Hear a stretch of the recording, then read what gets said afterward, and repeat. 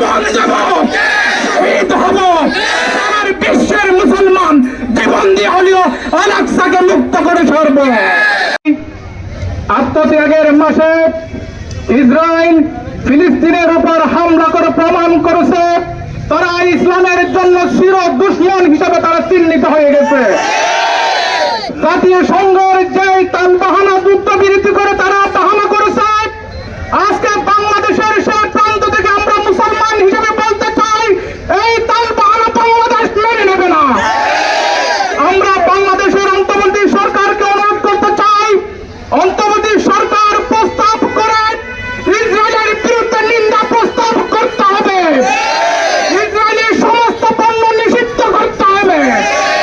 না হলে বাংলাদেশের পক্ষ থেকে জাতীয় সংঘের উপর যে নিন্দা প্রস্তাব এটা না করলে প্রমাণ হবে বাংলাদেশও তাদের সমর্থন হিসাবে চিহ্নিত হবে।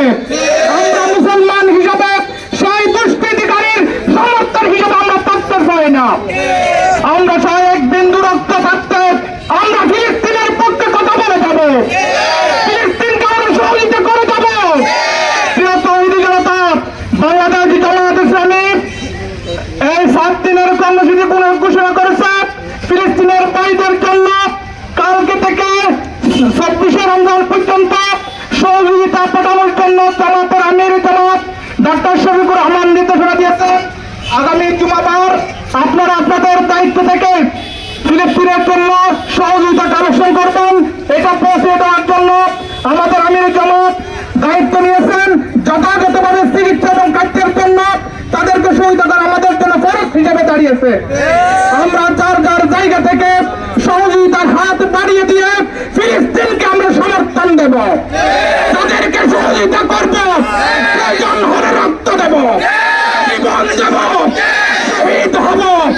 আমার বিশ্বের মুসলমান জীবন দিয়ে হলেও আল আকসাকে মুক্ত করে ছাড়ব।